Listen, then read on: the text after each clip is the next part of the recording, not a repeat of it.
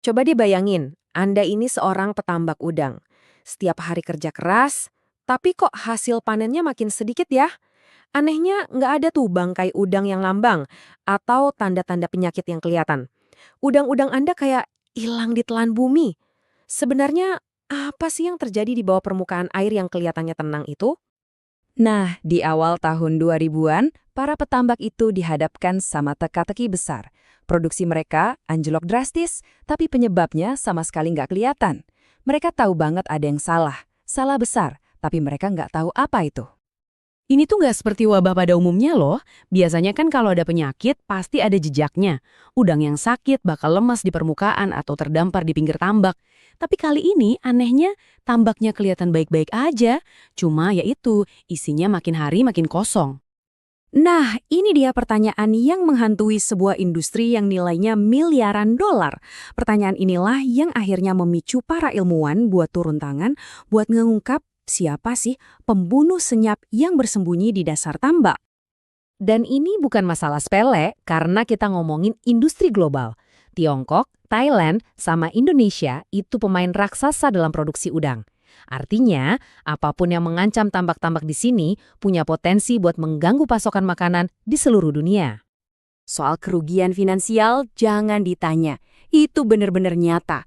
Bahkan sebelum wabah misterius ini meledak, penyakit udang itu udah bikin industri rugi lebih dari 10 miliar dolar. Jadi kebayangkan, ancaman baru ini bisa jadi jauh lebih parah. Oke, jadi gimana caranya para ilmuwan mulai memecahkan misteri ini? Inilah awal dari apa yang kemudian kita kenal sebagai epidemi senyap. Dan ini dia jawabannya.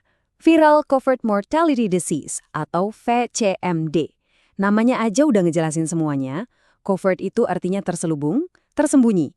Jadi udang-udang itu bukannya menghilang, tapi mereka mati diam-diam di dasar tambak, di tempat yang nggak kelihatan. Persis seperti yang ditekankan oleh para penelitinya. Perilaku unik inilah yang bikin penyakit ini bahaya banget. Para petambak jadi nggak sadar separah apa masalahnya. Sampai akhirnya semua udah terlambat. Pas panen mereka udah hancur lebur. Oke, setelah penyakitnya punya nama, langkah selanjutnya adalah cari siapa biang keroknya. Para ilmuwan pun mulai berburu virus spesifik yang jadi penyebab semua ini. Kalau kita lihat dari dalam, virus ini menyebabkan kerusakan yang parah banget. Organ pencernaan vital udang yang namanya hepatopankreas itu bakal mengerut. Ototnya juga jadi putih pucat, intinya sih mati. Nah, ini tanda-tanda khas dari VCMD. Awalnya, VCMD ini sering banget disalahartikan sebagai penyakit lain yang namanya EMS. Tapi coba deh lihat bedanya. VCMD ini membunuhnya pelan-pelan, kumulatif, puncaknya baru setelah 2 bulan. Kalau EMS, serangannya cepat dan mendadak, dalam sebulan bisa habis. Nah, perbedaan penting inilah yang bantu peneliti buat fokus ke target yang benar. Dan setelah pencarian panjang, ini dia pelakunya, Covert Mortality Nodovirus atau CMNV.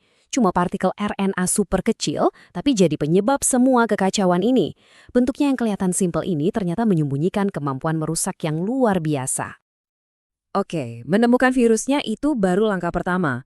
Pertanyaan besarnya sekarang adalah, gimana caranya predator mikroskopis ini bisa menyebar begitu cepat dan begitu jauh? Penyebarannya benar-benar kilat. Berawal dari Tiongkok, cuma dalam beberapa tahun, virus ini udah nyebrang ke seluruh Asia Tenggara dan bahkan kedeteksi sampai di benua Amerika. Jelas, ini bukan lagi masalah lokal, tapi sudah jadi ancaman global. Virus ini punya strategi penyebaran ganda yang efektif banget.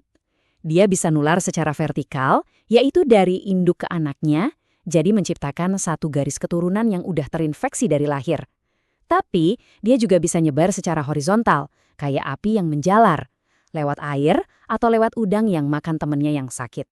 Yang bikin CNMV ini makin susah dikendalikan adalah kemampuannya buat lompat inang. Jadi virus ini nggak cuma nyerang satu jenis udang aja. Dia bisa sembunyi di kepiting, ikan, dan hewan bercangkang lainnya. Hewan-hewan ini jadi semacam rumah aman buat si virus, yang bikin dia hampir mustahil buat dihilangkan total dari ekosistem tambak. Jadi, gimana para ilmuwan bisa membuktikan kalau CMNV ini pelakunya? Semuanya dimulai dari sini, di bawah mikroskop. Slide jaringan ini adalah petunjuk pertama mereka. Kelihatan ada kerusakan sel yang khas di dalam organ vital udang. Ada gumpalan-gumpalan aneh warna merah muda yang jadi tanda jelas kalau ada infeksi. Dan ini dia bukti yang nggak bisa dibantah lagi. Dengan mikroskop elektron yang super canggih, para ilmuwan akhirnya bisa melihat langsung partikel virusnya bergerombol di dalam sel udang yang terinfeksi. Disinilah misteri akhirnya terpecahkan. Nah, setelah masalahnya jelas dan pelakunya ketahuan, fokusnya beralih ke solusi. Yuk, kita lihat gimana negara seperti Indonesia yang merupakan pemain kunci di industri udang merancang pertahanannya. Strategi pertahanan Indonesia ini dibangun di atas 4 pilar utama. Pertama, kenali dulu musuhnya. Kedua, nilai seberapa besar ancamannya. Ketiga, baru deh bikin rencana buat mengatasinya. Dan yang terakhir, tapi nggak kalah penting, pastikan semua pihak dari pemerintah sampai petambak saling komunikasi. Ini adalah cetak biru pertahanan yang proaktif. Mungkin Anda sekarang bertanya-tanya, terus apa hubungannya semua ini sama saya? Nah, coba kita lihat gambaran yang lebih besar. Pasar udang global itu ternyata saling terhubung loh. Wabah di satu negara, misalnya di Asia Tenggara, itu bisa bikin udang jadi langka dan harganya naik di supermarket dekat rumah Anda. Piring makan kita ternyata lebih terhubung dengan tambak-tambak ini daripada yang kita kira. Jadi ini ceritanya lebih dari sekedar soal virus dan udang ya. Ini adalah sebuah studi kasus tentang betapa pentingnya biosecurity modern. Ini adalah kisah tentang pertempuran tak terlihat yang setiap hari dilakukan oleh para ilmuwan dan pemerintah untuk menjaga pasokan makanan kita tetap aman dan stabil. Kasus CMNV ini adalah pengingat yang keras bahwa sistem pangan global kita itu ternyata rapuh. Ancaman-ancaman baru pasti akan muncul lagi. Pertanyaan yang harus kita renungkan bersama adalah, apakah kita sudah belajar dari pengalaman ini untuk menghadapi tantangan berikutnya dengan lebih baik? Akankah kita siap?